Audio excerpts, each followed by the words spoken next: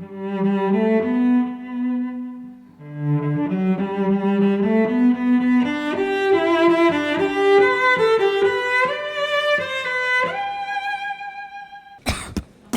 vnetih ter bolečinah v žrelu in grlu vam pomaga Tantum Verde. Tantum Verde, bodite v harmoniji. Pred uporabo natančno preberite navodilo. O tveganju in neželenih učinkih se posvetujte z zdravnikom ali s farmacevtom. Care cittadini e cittadini europei, intanto voglio esprimere la mia vicinanza, la mia solidarietà a tutti coloro che soffrono per la malattia e per la perdita dei propri cari. Voglio anche testimoniare la mia ammirazione, il mio sostegno a tutti coloro che sono in prima linea a fronteggiare questa pandemia.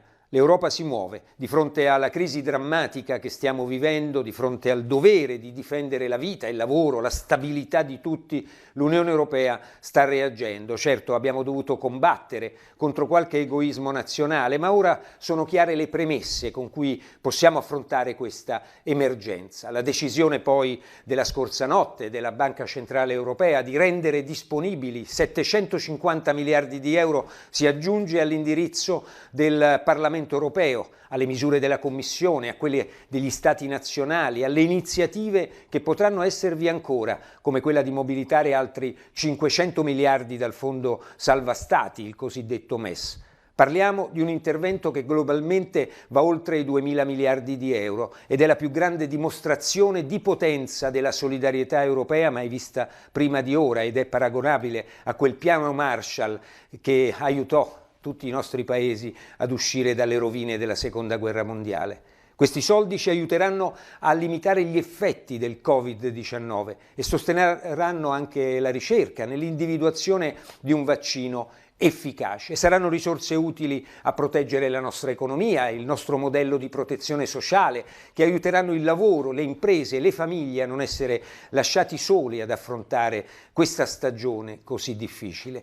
In questa fase si tratta di soldi utili alle nostre strutture sanitarie, ai medici, al personale che con grande passione e generosità sono impegnati a salvare la vita di tanti cittadini. L'Unione non può consentire che nessuno resti da solo, che nessuno di voi sia lasciato solo. Anche il Parlamento europeo sta facendo e continuerà a fare il suo dovere. Ho voluto fortemente che il Parlamento restasse aperto perché la democrazia non può farsi abbattere dal virus, perché siamo l'unica istituzione europea votata dai cittadini e vogliamo continuare a rappresentarli e a difenderli. Per questo ho deciso di convocare una plenaria straordinaria per giovedì 26 marzo al fine di approvare le misure di emergenza presentate dalla Commissione europea. Sarà la prima plenaria che voterà anche con un sistema di voto a distanza, ma di fronte ad un'emergenza dobbiamo usare tutti gli strumenti che abbiamo a disposizione.